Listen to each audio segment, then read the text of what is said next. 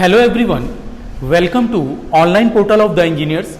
आज स्टूडेंट्स हम लोग ऑपएम की लेक्चर सीरीज पर लेक्चर नंबर 18 को देखेंगे। लेक्चर नंबर 18 पर कुछ डाटा स्लीव रेट पर रिमेनिंग था। पहले तो हम लोग उसका डिस्कशन करेंगे और one by one other properties का भी आज हम लोग डिस्कशन करेंगे। स्लीव रेट पर देखो, हम लोगों ने लास्ट क्लास में एक डिस्कशन किया था। स्लीव रेट एक प्रॉपर्टी है और जितना स्लीव रेट अच्छा हो, जितना ज़्यादा से ज़्यादा होगा उतना हमारे लिए बेटर होगा, राइट। देखो, मैंने एक एग्जांपल लिया था। जैसे मान लीजिए ये कोई ऑपरेशनल एम्पलीफायर है जो कि बफर एम्पलीफायर की तरह कार्य कर रहा है। बफर एम्पलीफायर या वोल्टेज फॉलोवर का मतलब है आउटपुट वी नॉट से this is inverting, this is non inverting. यहाँ इन्वर्टिंग से हमने जो निगेटिव फीडबैक दे रखा है, यहाँ शॉर्ट ब्रांच है और यहाँ हमने इनपुट अप्लाई कर रखा है। लास्ट क्लास में आपने स्क्वायर वेव के लिए आउटपुट को कंसीडर किया था। आज मैं जो बात करने जा रहा हूं वो साइनोसॉइडल सिग्नल के लिए करूंगा। तो पहले जनरल वे में बातों को समझना। से दिस वी का मतलब है आपने कोई VM sign omega T input apply कर रखा है। अगर मैं बात करूं स्टूडेंट्स आइडियल ऑपएम की, तो ये बात एविडेंट है कि यहां से इनपुट पर जो करंट जाएगी that is called 0 ampere. Terminals पर current ideal op amp draw 0 ampere current. दूसरा, वर्चुअल शॉर्ट कॉन्सेप्ट से जो नॉन इन्वर्टिंग का टर्मिनल पोटेंशियल है वही अपना इन्वर्टिंग का पोटेंशियल हो जाएगा और इन्वर्टिंग टर्मिनल का वोल्टेज भी क्या हो जाएगा, वी इनपुट, वी आई। अब आप देख रहे हैं ये V I directly V not की वैल्यू बनेगा क्योंकि यहां पर शॉर्ट सर्किट ब्रांच है। तो जो पोटेंशियल इस पॉइंट का होगा वही सेम पोटेंशियल इस पॉइंट का होगा। तो मैं बोल सकता हूं V naught is nothing but V I. जरा प्रैक्टिकल बातें समझना। वी नॉट बराबर वी आई का मतलब देखकर लग रहा है कि डायरेक्टली यहां वीएम साइन ओमेगा टी पहुंच गया, राइट। लेकिन जैसे मैंने लास्ट क्लास में डिस्कस किया था, अब जरा समझना क्या प्रॉब्लम है। अभी देखते समय कागज पर या बोर्ड पर मुझे क्या लगता है कि यार ये हमने VM sign omega T input दिया, जैसा इनपुट आपने दिया वैसा ही आउटपुट आपको मिल गया। लेकिन सोचो, क्या ऑपएम पर यहां इनपुट देने से डायरेक्टली आउटपुट पर जंप करके आ गया क्या? It can't be possible. Be clear. इस ऑपएम के अंदर कई सारी स्टेजेस होंगी, नंबर ऑफ ट्रांजिस्टर्स होंगे और dual input balanced output differential amplifier, dual input unbalanced output differential amplifier, level shifter and voltage follower.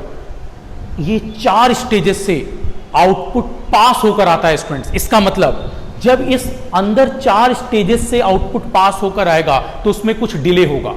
हमें देखते हुए ऐसा लगता है एज ए लेमैन कि जो इनपुट हमने भेजा सीधे आउटपुट हमको मिल गया। लेकिन ध्यान रखें स्टूडेंट्स, इस ऑपएम के अंदर ये जो 4 स्टेजेस हैं, ये आगे मैं आपको डिस्कस करूंगा। अभी आप इतना समझें कि इसके अंदर 4 स्टेजेस हैं जिनसे पास होते होते आउटपुट पर सम डिले आएगा। जैसे जनरल लैंग्वेज में मैंने आपको लास्ट क्लास में भी समझाया था। अगर मैं जनरल लैंग्वेज की बात करूं तो मैं ऐसा कह सकता हूं कि अगर आपने कोई इनपुट दिया तो ये डायरेक्टली यहां आउटपुट पर नहीं आता, it will take some delay. जैसे मैं आपसे बोल रहा हूं, मैं आपसे बात कर रहा हूं और मैंने आपसे अगर कुछ बात की, मैं अगर आपको कोई बात समझा रहा हूं तो सबसे पहले आप उस बात को सुनेंगे, माइंड पर एनालाइज करेंगे। एनालाइज करने का मतलब ब्रेन्स पर न्यूरॉन्स वर्क करेंगे, आप उसे अंडरस्टैंड करेंगे, फिर आप आउटपुट प्रोसेस करेंगे। इसका मतलब it will take some time.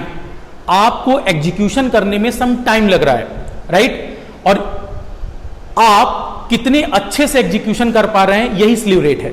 इसका मतलब 2 बातें हैं। एक तो यह बात समझ में आई कि जो भी मैंने बोला उसको प्रोसेस करने पर सम डिले होगा तभी आउटपुट आएगा। तो ये जो वी नॉट बराबर वी आई है, ये एग्जैक्टली सेम आने पर हम सोचते हैं कि डायरेक्टली जो इनपुट दिया है वही हमको आउटपुट पर मिल गया। लेकिन होता क्या है स्टूडेंट्स, ये कुछ डिलेड वर्जन पर आता है। तो हम चाहते हैं कि ये डिलेड वर्जन पर ना आए। दूसरी बात, एक बात और हो सकती है, आप हर सिस्टम की लिमिटेशन की बात करें। जैसे सुनना, मैंने आपसे कुछ बोला मैंने आपसे कुछ बोला, इसकी लो फ्रीक्वेंसी है, आप आसानी से इस बात को समझ सकते हैं। मैं कुछ अगर बोल रहा हूं, धीमे धीमे आराम से बोल रहा हूं, तो आप भी उसको आसानी से समझ सकते हैं। मैंने किसी बात को बहुत जल्दी में बोला, तो भी एक बार आप मेरी बात को सुनने की कोशिश करेंगे, समझने की कोशिश करेंगे। मैंने किसी बात को बहुत तेज बोला, बहुत जल्दबाजी में बोला, इतनी जल्दबाजी में बोला कि आप समझ ही नहीं पाए कि मैंने क्या बोला। मेरी बात बहुत ध्यान से सुनना, मैंने क्या बोला आपको समझ में ही नहीं आया, तो इसका मतलब है आपकी अपनी लिमिटेशन है। हर सिस्टम की अपनी लिमिटेशन है। मतलब क्या हुआ स्टूडेंट्स, एक स्टूडेंट किसी बात को बहुत जल्दी समझ सकता है, कोई दूसरा स्टूडेंट थोड़ा और स्पीड वाली बात को भी समझ सकता है, कोई जेड और तेज वाली बात को भी समझ सकता है। हर स्टूडेंट का अपना अपना पेस है, लेकिन हर सिस्टम की अपनी क्या है, लिमिटेशन है। तो वैसे इस ऑप एम्प की भी अपनी लिमिटेशन है स्टूडेंट्स। हर सिस्टम की एक लिमिटेशन है, वो ऑप एम्प कुछ डिलेड देगा ही देगा, राइट। वो उस बात को समझ भी पा रहा है या नहीं, इसका मतलब जो यहां पर हमने सिग्नल भेजा है, मेरी बात को प्रैक्टिकल वे में समझना। अगर एक साइनोसोडल पर ये जो फ्रीक्वेंसी ओमेगा है, मान लीजिए ये एक लो फ्रीक्वेंसी सिग्नल है। अगर ये एक लो फ्रीक्वेंसी सिग्नल है, राइट, कैसा सिग्नल है स्टूडेंट्स, लो फ्रीक्वेंसी। अगर ये एक लो फ्रीक्वेंसी सिग्नल है, तब तो आउटपुट पर इसको इजीली रिकॉग्नाइज किया जा सकता है। आउटपुट पर, एट आउटपुट इजीली रिकॉग्नाइज्ड, आसानी से इसको समझा जा सकता है, राइट। कल तक केवल डिले की बात कर रहा था, अब मैं स्टूडेंट्स यहां पर साइनोसोडल सिग्नल के लिए फ्रीक्वेंसी का वर्जन भी समझा रहा हूं। देखो, मान लो ये जो साइनोसोडल सिग्नल मैंने भेजा, अगर ये साइनोसोडल सिग्नल बहुत हाई फ्रीक्वेंसी का सिग्नल है, अगर ये बहुत हाई फ्रीक्वेंसी का सिग्नल है, तो सोचिए स्टूडेंट्स, अगर ये बहुत हाई फ्रीक्वेंसी सिग्नल है, अब जब ये हाई फ्रीक्वेंसी सिग्नल है, हाई फ्रीक्वेंसी सिग्नल, आप खुद सोचो, मैंने बोला थोड़ा आराम से, राइट। लो फ्रीक्वेंसी सिग्नल आप अंडरस्टैंड कर रहे हो, मीडियम भी बोला तो आप सुनने की कोशिश करोगे, लेकिन अगर बहुत हाई हुआ स्टूडेंट्स, तो अब आप मेरी बात को समझ ही नहीं पाओगे। मैं क्या बोल रहा हूं आप फॉलो ही नहीं कर पाओगे, you are not able to understand, right. अगर मैं बहुत जल्दी किसी बात को बोलता हूं आप समझ ही नहीं पाओगे, मेरी बात क्लियर हो रही होगी। तो इसका मतलब अगर एक हाई फ्रीक्वेंसी सिग्नल है, तो ऑप एम्प उतनी तेज आउटपुट पर उस हाई फ्रीक्वेंसी सिग्नल को रिकॉग्नाइज नहीं कर पाएगा। That is the problem. Getting my point. तो हम चाहते हैं स्टूडेंट्स कि एट आउटपुट, देखो at output directly can not recognized, कुछ कुछ बात समझ में आएगी। That means distortion will be there, distortion will be there. तो अब हमें यह पता करना है कि आखिर इस ऑप एम्प के थ्रू हम इनपुट पर कितनी फ्रीक्वेंसी अप्लाई करें कि आउटपुट पर प्रॉपर चीजें समझ में आए। इसका मतलब अगर आपके पास ए बी सी तीन फैकल्टी खड़ी है, एक फैकल्टी ऐसी है जो आपको बहुत एक इस वे में बता रही है जिसमें हर स्टूडेंट उस बात को समझने की कोशिश कर रहा है और हर स्टूडेंट उस बात को समझ पा रहा है। इसका मतलब वो बहुत लो फ्रीक्वेंसी सिग्नल है। एक फैकल्टी बी है जो मीडियम पेस पर बातें कर रही है, उसको भी काफी स्टूडेंट समझ पा रहे हैं। लेकिन स्टूडेंट्स अगर एक हाई फ्रीक्वेंसी सिग्नल है, राइट, मतलब एक फैकल्टी सी है जो बहुत जल्दी बातें बोल रहे हैं, तो अगर फैकल्टी सी बहुत जल्दी बातें बोल रहे हैं तो इसका मतलब कुछ स्टूडेंट्स तो उसको कवर कर पाएंगे, मैक्सिमम स्टूडेंट्स उस बात को कवर नहीं कर पाएंगे। तो स्लीव रेट वही मेजरनेस है जो बताता है कि आखिर कितनी वैल्यू को ये पास कर पाएगा। इसका मतलब अगर मैं पूरी क्लास से पूछूं कि सभी को किस फैकल्टी का अंडरस्टैंड हो रहा है डाटा, तो वो सबसे पहले किस पर जाएंगे, फैकल्टी ए पर।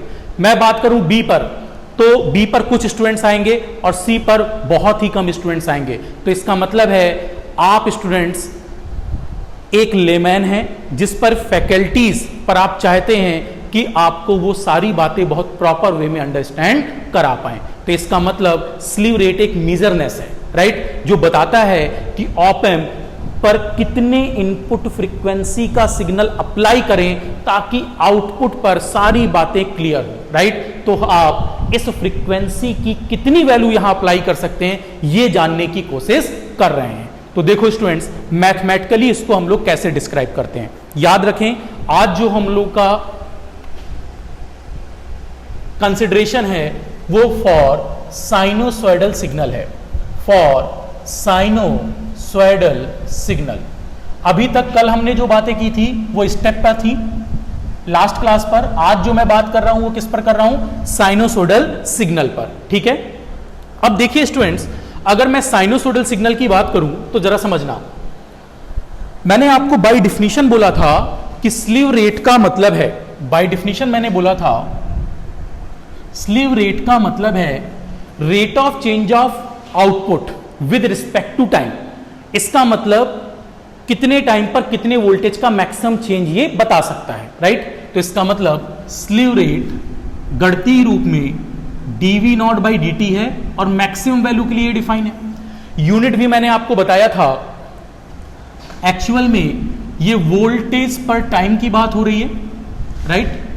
वोल्टेज पर टाइम की बात हो रही है स्टूडेंट्स, और अगर मैं टाइम की जनरल यूनिट की बात करूं तो सेकंड है, लेकिन यहां हम बहुत स्मॉल टाइम की बात कर रहे हैं। सो दैट्स वाई अगर मैं यहां बात करूं तो यहां हम लोग बोल सकते हैं इसकी यूनिट वोल्ट पर micro second. So that's Y generally slew rate को जो हम डिफाइन करते हैं वो वोल्ट पर माइक्रो सेकेंड पर डिफाइन करते हैं। अब जरा समझना, इनपुट पर आपने वीएम साइन ओमेगा टी भेजा, आउटपुट पर भी सेम सिग्नल आपको मिल गया।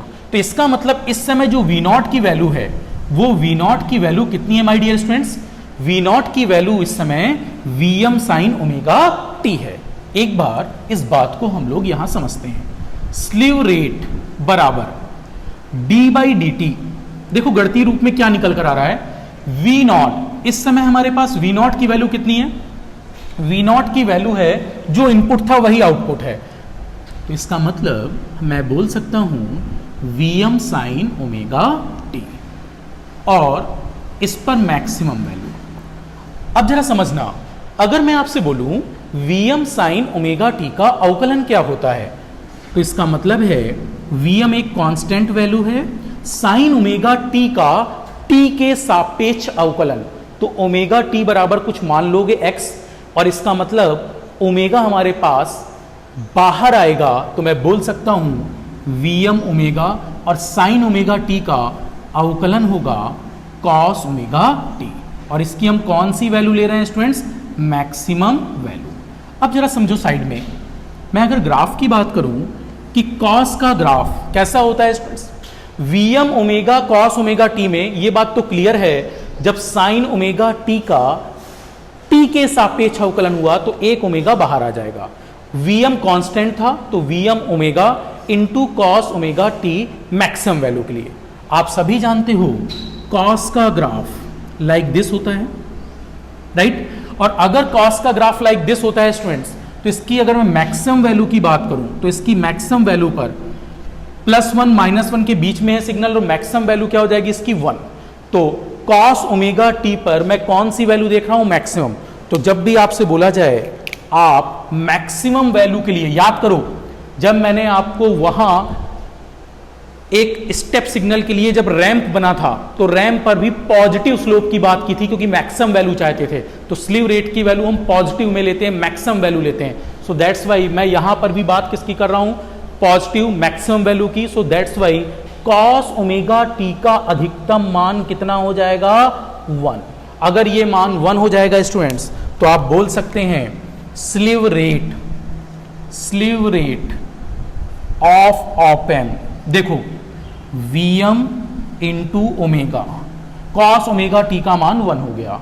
ओमेगा के साथ भी अभी क्या है? मैक्स। तो Vm तो मैक्सिमम एम्पलीट्यूड होता ही है। अगर मैं ओमेगा की बात करूं तो मैं बोल सकता हूं ओमेगा का मतलब सभी पढ़ते हुए आए हैं, ओमेगा बराबर 2 पाई एफ। तो 2 पाई और कौन सी फ्रीक्वेंसी? F max.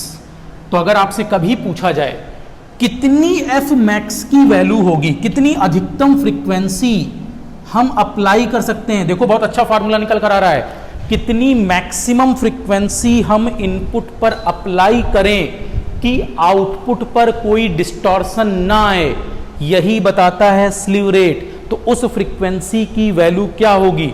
हमने फार्मूला वही लिया है जो स्टार्टिंग में लेते हुए आए students, dV0/dt for maximum value. तो यहां से एफ मैक्स बराबर क्या हो जाएगा?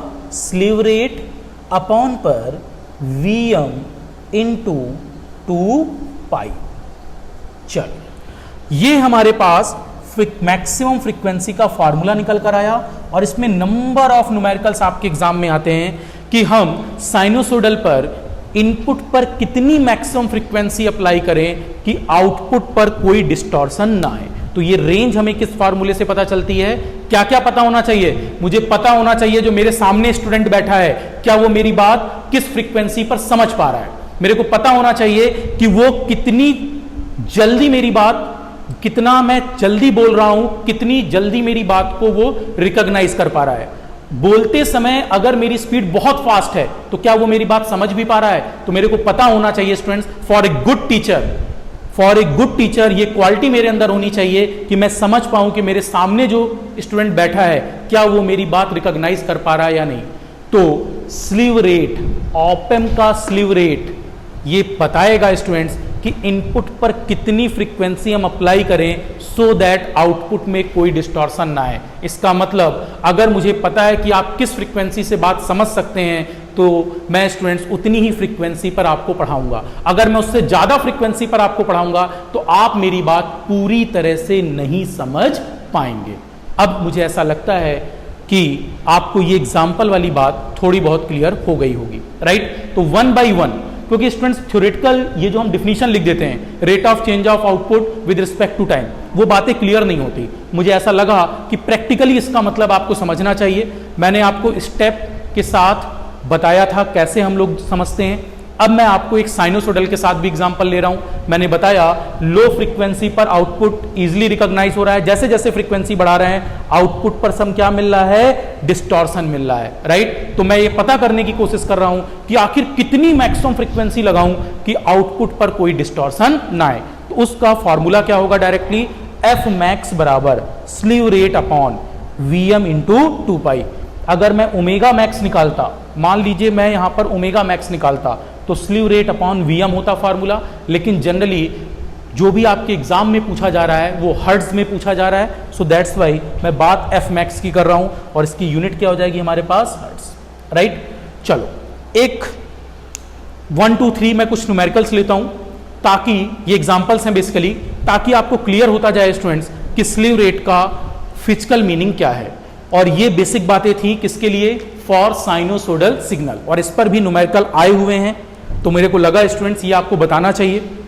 और समटाइम्स कुछ एग्जाम्स जो स्टेट इलेक्ट्रिसिटी बोर्ड्स पर होते हैं जनरली उस पर स्टेप वाला क्वेश्चन बनता ही बनता है, और एसएससी लेवल के पेपर पर इस तरह के क्वेश्चंस भी बन सकते हैं। तो आपको दोनों का ही फॉर्मूला दिमाग में रखना है। वहां हम स्लोप की बात कर रहे थे और यहां हम फ्रीक्वेंसी की बात कर रहे हैं, राइट। चलिए नेक्स्ट मैं मूव करता हूं एग्जाम्पल पर। एक बहुत सिंपल सा क्वेश्चन है। ऑप-एम्प का आपको स्लीव रेट मैंने दे दिया, राइट। और अगर ऑप-एम्प का स्लीव रेट आपको पता है तो आप यहां से कैलकुलेशन कर सकते हैं। एग्जाम्पल 1, और कोशिश करें स्टूडेंट्स ये जितना भी डाटा मैं आपको यहां समझा रहा हूं इसको प्रैक्टिकली थोड़ा सा अंडरस्टैंड करने की कोशिश करें, क्योंकि थ्योरेटिकल डाटा याद करके कोई फायदा नहीं है स्टूडेंट्स। आप एक बार याद करेंगे फिर चीजें भूल जाएंगे, लेकिन अगर बहुत प्रॉपर वे में आप इनको समझने की कोशिश करें। स्लीव रेट बाय डिफिनीशन सबको याद रहता है dV0/dt, लेकिन स्टूडेंट्स इसका फिजिकल सिग्निफिकेंस स्टूडेंट्स नहीं जानते। जैसे CMRR था, CMRR पर भी यही प्रॉब्लम है स्टूडेंट्स। थ्योरेटिकल डाटा सभी फार्मूला वाइज याद रखते हैं लेकिन उसका फिजिकल सिग्निफिकेंस नहीं समझते। तो प्लीज आप लोग यहां पर इनका पहले फिजिकल सिग्निफिकेंस जरूर समझें, राइट। और मैंने कहा जैसा अभी आपको थोड़ा समझ में आया होगा, अब मैं जैसे जैसे न्यूमेरिकल्स लेता जाऊंगा वैसे वैसे आपको चीजें और क्लियर हो जाएंगी, राइट। मैं यहां 3 न्यूमेरिकल्स पहले ले रहा हूं एग्जाम्पल पर, राइट। फिर कुछ और न्यूमेरिकल्स देखेंगे और आसानी से आप स्लीव रेट को अंडरस्टैंड करेंगे। याद रखें स्टूडेंट्स, मैंने अभी आपको प्रॉपर्टीज ऑप-एम्प पर नहीं लिखवाई हैं, टेबल नहीं बनवाई है, वो जस्ट जैसे ही ऑप-एम्प पर बेसिक प्रॉपर्टीज में कंप्लीट कर लूंगा, आपको वहां पर टेबल फिर लिखवाऊंगा, ऑप-एम्प का ब्लॉक डायग्राम, ऑप-एम्प का पिन डायग्राम, सब कुछ अभी बताने वाला हूं, राइट। जैसे जैसे हम लोग ये डाटा कंप्लीट कर लें, रिमेनिंग कुछ नहीं रहेगा यहां पर।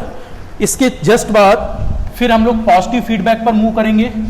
फीडबैक एम्पलीफायर का मतलब क्या है ये समझेंगे, ऑक्सीलेटर समझेंगे, बहुत कुछ यहां पर अब हम लोग देखने वाले हैं, राइट। और ये जो अब टॉपिक चल रहे हैं ये सारे इंपॉर्टेंट टॉपिक हैं जहां से क्वेश्चंस बनते ही बनते हैं स्टूडेंट्स, राइट। चलिए मैं स्टार्ट करता हूं। एक क्वेश्चन है example 1, slew rate of op-amp is 4 volt पर microsecond. Slew rate of op-amp is 4 volt per microsecond. Then calculate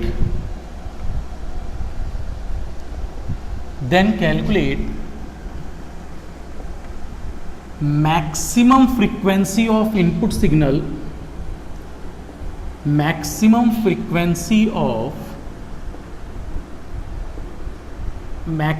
frequency of input signal so that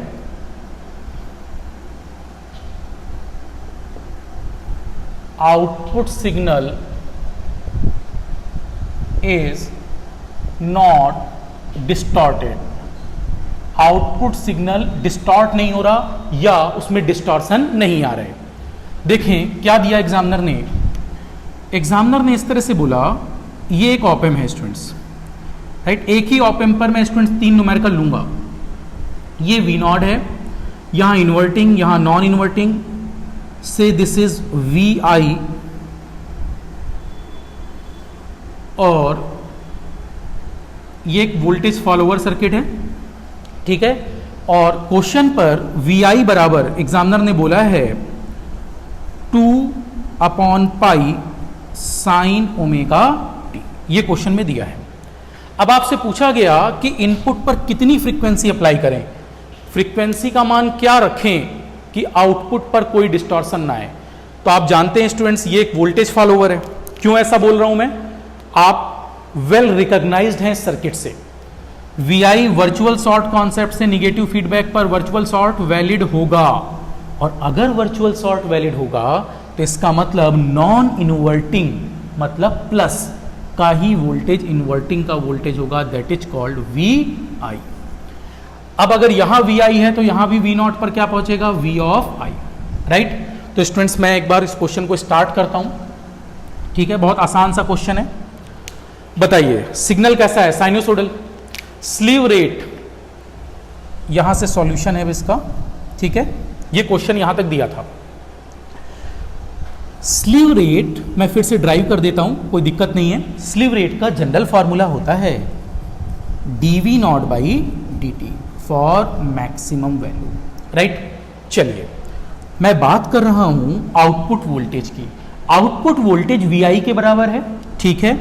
और लेट dV0/dt पर ध्यान दें स्टूडेंट्स, dV0/dt पर d/dt ऑफ V0 की value अगर मैं यहां कंपेयर करूं तो ये Vm माना जा सकता है साइन ओमेगा टी। तो Vm sign omega T standard form में आप इसको Vm साइन ओमेगा टी भी बोल सकते हैं।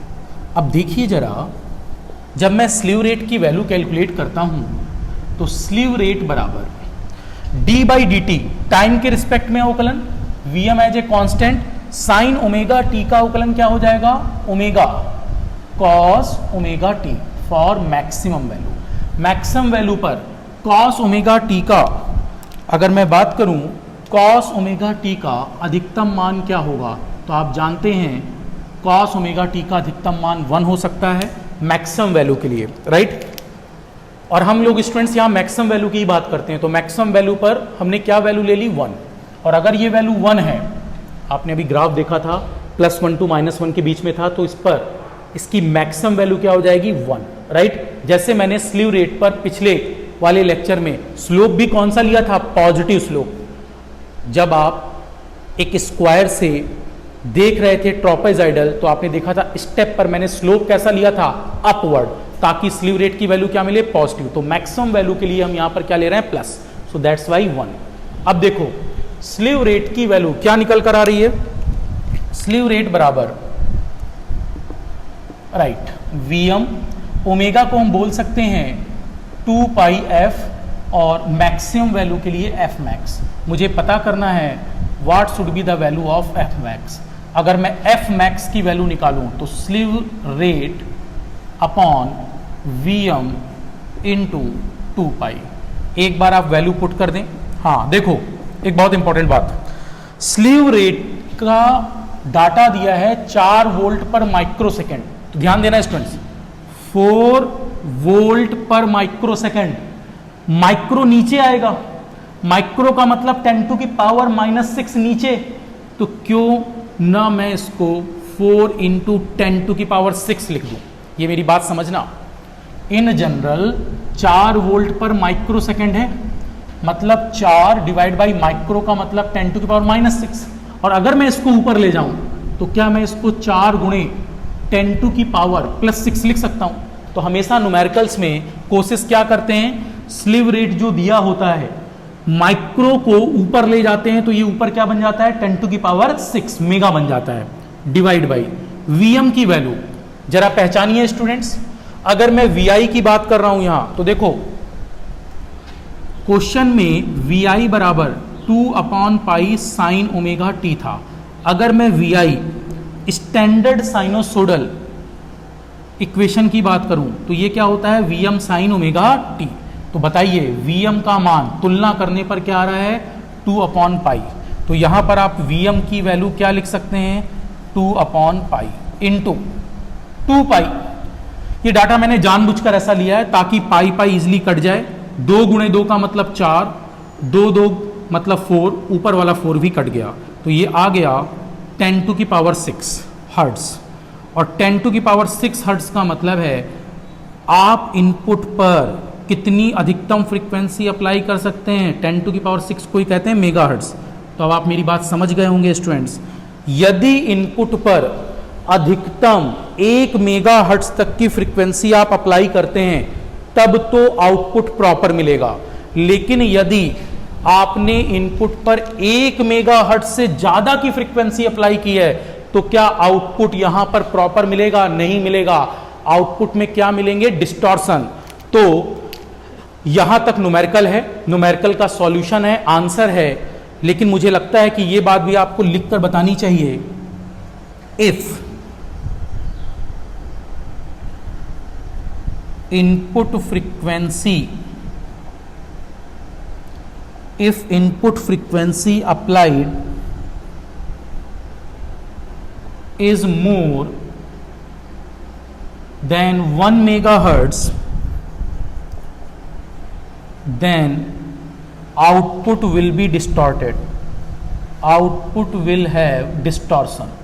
आउटपुट में क्या होगा? डिस्टॉर्शन होगा, प्रॉपर आउटपुट आपको नहीं मिलेगा।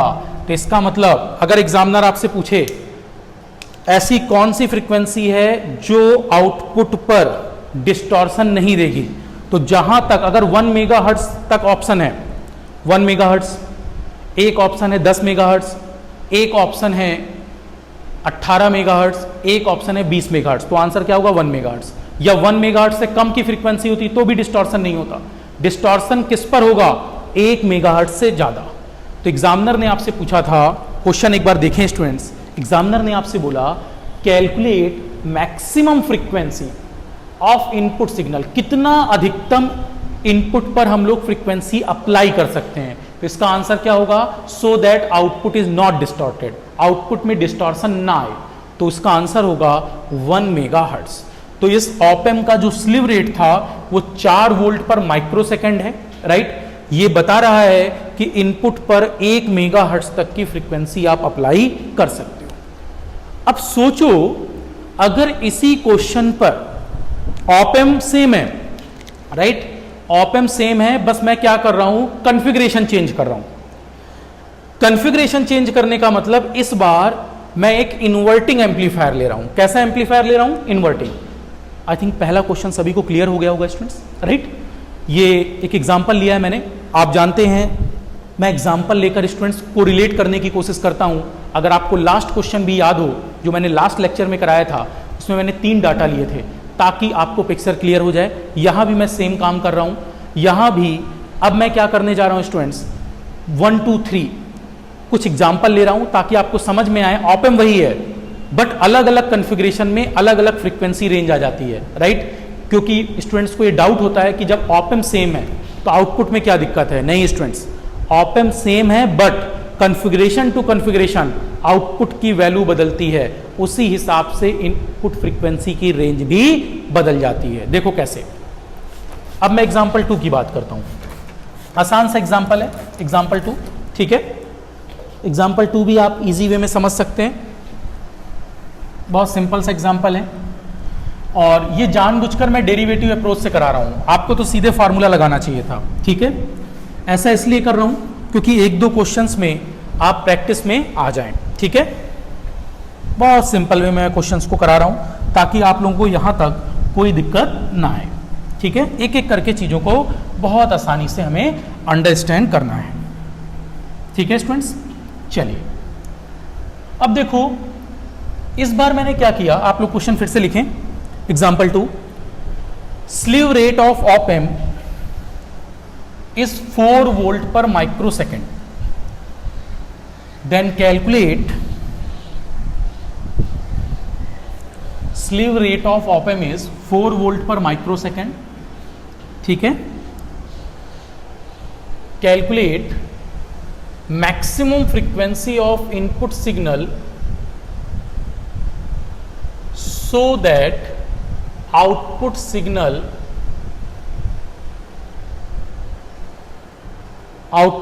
is not distorted for the following op amp। देखो इस बार क्या किया एग्जामिनर ने, एक op amp लिया, ये एक op amp है स्टूडेंट्स, ठीक है। से this is inverting non inverting, ये क्वेश्चन पर ही है। नॉन इन्वर्टिंग सिंपली ग्राउंड है, इन्वर्टिंग पर एक श्रेणी क्रम में प्रतिरोध लगा है जिसकी वैल्यू है R1 बराबर 1 किलो ओम। यहाँ इनपुट है VI। फीडबैक पर एक प्रतिरोध लगा है RF जिसकी वैल्यू है 10 किलो, RF जिसकी वैल्यू है 10 किलो, ठीक है। और अब आपसे पूछा जा रहा है जब VI का मान, आई थिंक बोर्ड पर इतनी बातें विजिबल होंगी, 2/पाई साइन ओमेगा टी है, तब बोला जा रहा है आपसे कि इस पर इनपुट की मैक्सिमम फ्रीक्वेंसी क्या रखें कि आउटपुट पर डिस्टॉर्शन ना मिले। वही एग्जांपल स्टूडेंट्स, मैं कितना तेज बोलूं, कितना जल्दी जल्दी बोलूं कि उतना जल्दी आप समझ पाएं, क्योंकि कोर्स भी कराना है तो स्पीड ठीक भी होनी चाहिए। ऐसा नहीं कि बहुत इतना स्लो बोल रहा हूं कि अननेसेसरी आपको लग रहा है कि सर इतना धीमे क्यों बोल रहे हो, हम समझ पा रहे हैं, राइट। तो इसका मतलब एक प्रॉपर फ्रीक्वेंसी होनी चाहिए जिसको ये अंडरस्टैंड कर पाएगा, तो हम उसकी रेंज पता कर रहे हैं। तो इस समय जब मैं रेंज की बात कर रहा हूं तो इनपुट पर 2/पाई साइन ओमेगा टी सिग्नल है, साइनोसोडल। लेकिन बी क्लियर, इस बार ऑप एम्प वही है लेकिन डिफरेंट कॉन्फ़िगरेशन हो गया। निगेटिव फीडबैक में इस बार इसको हम क्या बोलते हैं, जब नॉन इन्वर्टिंग ग्राउंड हो और इन्वर्टिंग पर इनपुट अप्लाई हो तो इसे क्या बोलते हैं, this is behaves as inverting amplifier. और इन्वर्टिंग एम्पलीफायर पर देखो स्टूडेंट्स, या तो मैं सेम कॉन्सेप्ट लगाऊं जो जनरल कॉन्सेप्ट है, आइडियल ऑप एम्प पर वर्चुअल शॉर्ट से इस टर्मिनल का पोटेंशियल इस टर्मिनल के इक्वल होगा और आइडियल ऑप एम्प पर इनपुट करंट 0 होगी टर्मिनल्स पर, राइट। ये दोनों बातें आप जानते हो।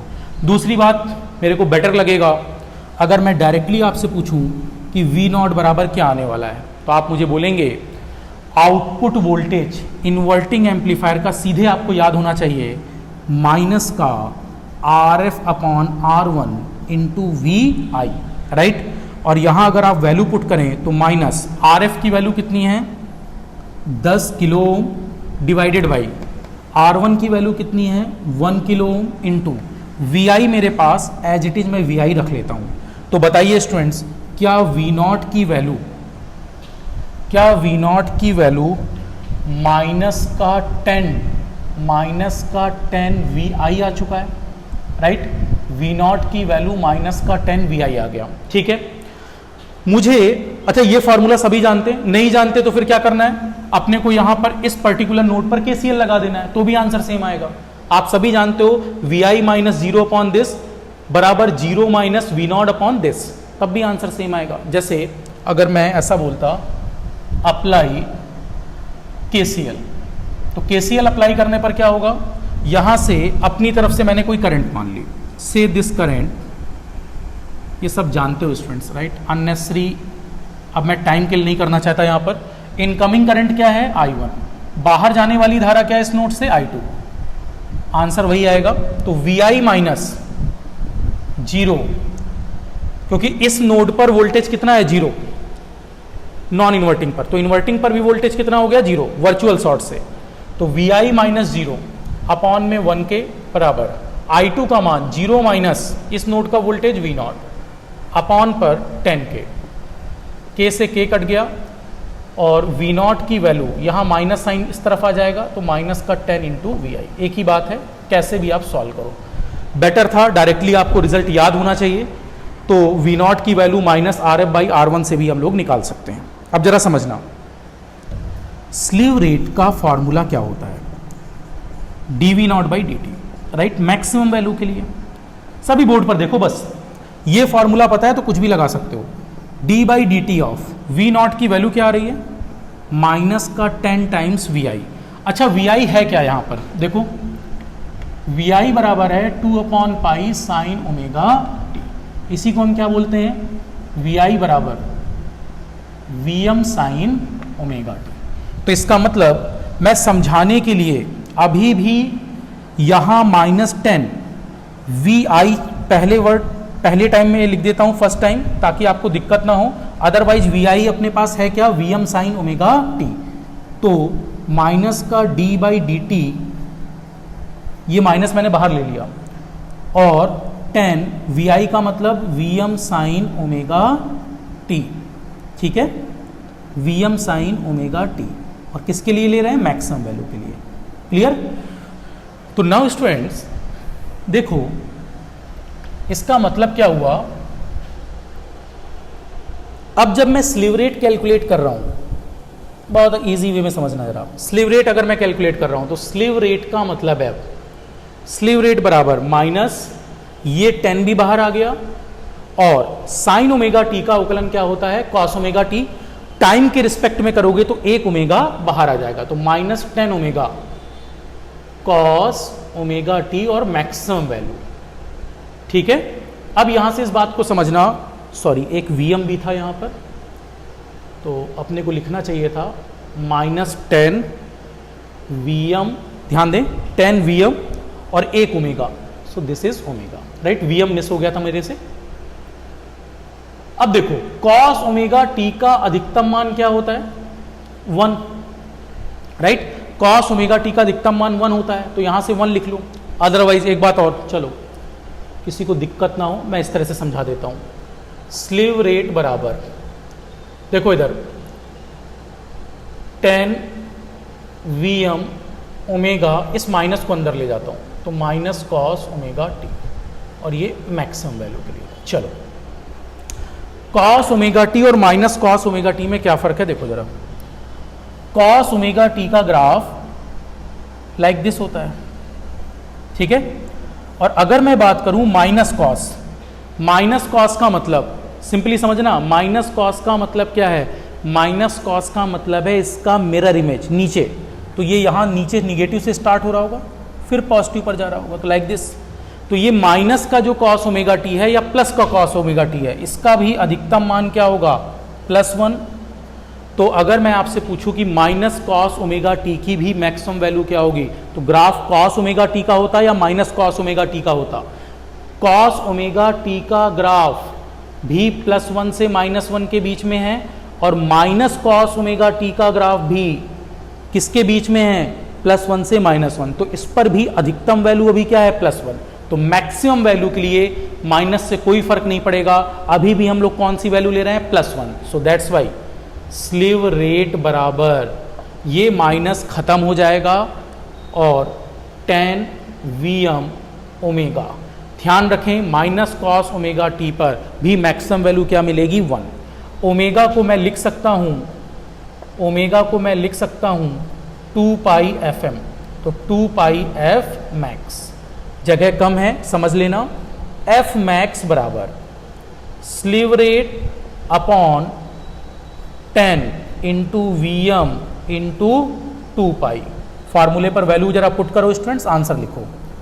F मैक्स बराबर स्लीव रेट की वैल्यू कितनी थी क्वेश्चन में, क्या स्लीव रेट बदला है, नहीं, 4 वोल्ट पर माइक्रो सेकेंड, तो 4 वोल्ट माइक्रो सेकेंड, क्या नीचे लिखूं माइक्रो को, नहीं, बेटर क्या है माइक्रो को ऊपर ले जाओ, तो 10 टू की पावर 6 ऊपर आ गया, डिवाइड में 10 इंटू, हाँ क्वेश्चन में देखो जरा Vm कितना है क्वेश्चन में, फिर से इनपुट वही था 2 upon pi sine omega T, तो अगर मैं तुलना करूं Vi बराबर Vm साइन ओमेगा टी से, तो Vm का मान 2 अपॉन पाई है, तो यहां पर 2 अपॉन पाई इंटू 2 पाई, पाई से पाई कट गया, 2 गुणे 2 4, 4 से 4 कट गया, 1 10, 10 टू की पावर 6 को 10 टू की पावर 5 बना देगा, और 10 टू की पावर 5 हर्ट्ज का मतलब आप जानते हैं, इसी को मैं लिख सकता हूं 100 गुणे 1000, अदरवाइज 100 किलो हर्ट्ज।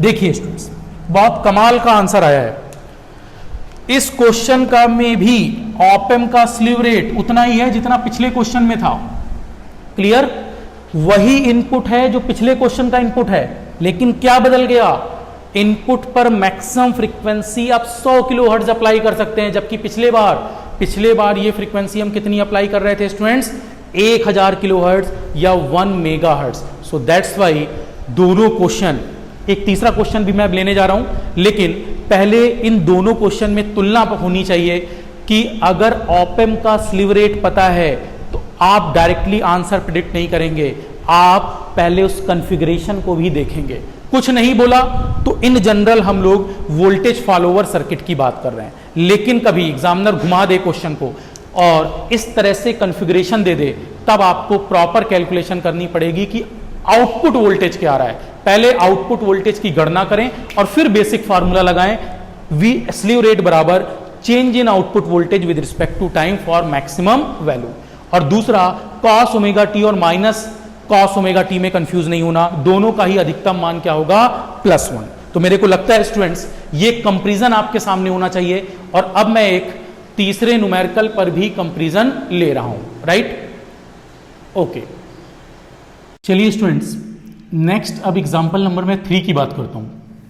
देखो एग्जांपल नंबर 3 पर क्या बोला गया, सेम प्रॉब्लम है, if slew rate is equal to 4 volt पर micro second,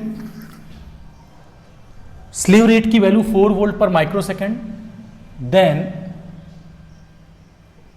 calculate value of maximum frequency,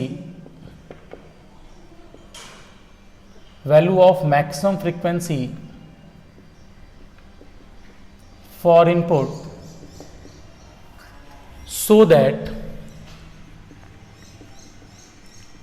so that output of op-amp do not have distortion। इसका मतलब डिस्टॉर्शन नहीं होना चाहिए आउटपुट पर, राइट। इस बार भी आपको एग्जामिनर ने जो फिगर दिया वो एक वोल्टेज फॉलोवर का दिया, राइट। जनरली स्टूडेंट्स हम लोग वोल्टेज फॉलोवर सर्किट की बात करते हैं, सॉरी यहां हम लोग थर्ड एग्जांपल ले रहे हैं, this is not voltage follower. This time मैं एक काम करता हूं, हम लोग वोल्टेज फॉलोवर ले चुके हैं, इन्वर्टिंग एम्पलीफायर ले चुके हैं, इस बार नॉन इन्वर्टिंग की बात कर लेते हैं, राइट। तो देखो नॉन इन्वर्टिंग पर इनपुट अप्लाई है V ऑफ I, इन्वर्टिंग पर फीडबैक प्रतिरोध RF लगा है, राइट, और इस RF की वैल्यू 10 किलो ओम है और R1 की वैल्यू, ये क्वेश्चन में दिया है स्टूडेंट्स, मेरी बात ध्यान से समझेंगे, ये न्यूमेरिकल में आपको गिवन है। R1 की value 1 kilo ohm, RF 10 kilo ohm, ये फीडबैक है, इसका मतलब some portion of output is feedback to the input, और यहां ग्राउंड है, राइट। अगर मैं इस कॉन्फ़िगरेशन की बात करूं तो इसमें एग्जामिनर ने बोला ये एक ऑप-एम्प है जो कि कैसा दिख रहा है स्टूडेंट्स, जरा सोचकर बताएं, ये ऑप-एम्प कैसा दिया हुआ है, इन्वर्टिंग है, नॉन इन्वर्टिंग है, कैसा है? देखिए नॉन इन्वर्टिंग पर इनपुट अप्लाई है, निगेटिव पर फीडबैक है और इन्वर्टिंग पर इनपुट ग्राउंड है। इसका मतलब ये कैसा एम्पलीफायर है? This is nothing but non inverting amplifier. ये किसका एग्जांपल है? Non inverting amplifier. और नॉन इन्वर्टिंग एम्पलीफायर पर आउटपुट की वैल्यू, राइट, आउटपुट वोल्टेज कितना बनेगा? सबसे पहले बताओ आउटपुट वोल्टेज का फार्मूला क्या होगा? तो आउटपुट वोल्टेज का फार्मूला नॉन इन्वर्टिंग एम्पलीफायर के लिए सभी स्टूडेंट्स जानते हैं, 1 plus RF/R1 into VI, right. So now we can write V not value is nothing but, देखो मेरी कोशिश क्या है, पहले आउटपुट वोल्टेज को कैलकुलेट करना, फिर अपन से जो पूछा गया है स्लीव रेट पर, दैट इज मैक्सिमम फ्रीक्वेंसी, वो निकाल लेंगे। तो यहां पर 1 प्लस RF का मतलब है यहां 10 kilo ohm divided by 1 kilo ohm. Now you can see input voltage VI, that is VI। और क्वेश्चन में, एक मिनट, क्वेश्चन में VI की वैल्यू सेम है जो पिछले क्वेश्चन में थी, 2/पाई साइन ओमेगा टी, राइट। ये क्वेश्चन में गिवन है और यहां से मैं सॉल्यूशन कर रहा हूं। तो अब बताओ मुझे V नॉट की वैल्यू कितनी आ गई? आप सभी देख पा रहे हैं 10/1 का मतलब 10, 10 + 1 11, so we can write 11 times VI। तो ये V नॉट की वैल्यू हो गई।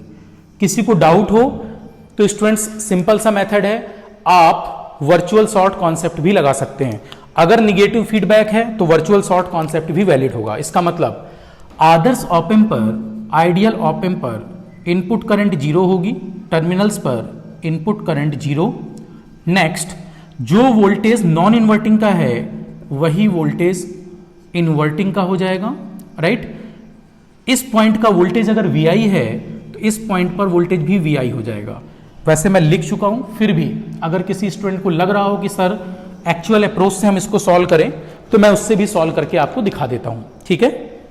चलो, अब यहां पर V नॉट बराबर 11 VI पर एक मेथड तो ये था, दूसरा ये था कि आप इस पर्टिकुलर नोड पर KCL लगा दें। KCL लगाने का मतलब, एक करंट मैंने यहां से मान ली है I1, यहां करंट 0 जा रही है, तो एक करंट मैंने यहां मान ली है I2, ठीक है। अगर मैं यहां KCL लगाऊं इस पर्टिकुलर नोड पर, मैं लिख सकता हूं apply KCL, Kirchhoff current law at, हाँ ये देखिए कौन सा नोड है स्टूडेंट? माइनस। माइनस का मतलब inverting, inverting node eight inverting terminal या इन्वर्टिंग नोड। अब अगर मैं इन्वर्टिंग नोड पर बात करूं KCL की, तो इसका मतलब है आने वाली धारा बराबर बाहर जाने वाली धारा। तो अंदर आने वाली धारा I1 है, बाहर जाने वाली धारा I2 है। I1 की वैल्यू की अगर मैं बात करूं तो I1 का मतलब है इस नोड से इस नोड वोल्टेज का अंतर। इस नोड की वोल्टेज की वैल्यू है 0 माइनस VI अपॉन प्रतिरोध की वैल्यू है 1 के बराबर। I2 का मतलब इस नोड का वोल्टेज वर्चुअल शॉर्ट से नॉन इन्वर्टिंग का वोल्टेज ही इन्वर्टिंग का वोल्टेज है, तो यहां मैं बोल सकता हूं VI minus V not, VI minus V not divided by प्रतिरोध है 10 किलो ओम, धारा बराबर विभवांतर डिवाइड बाई प्रतिरोध।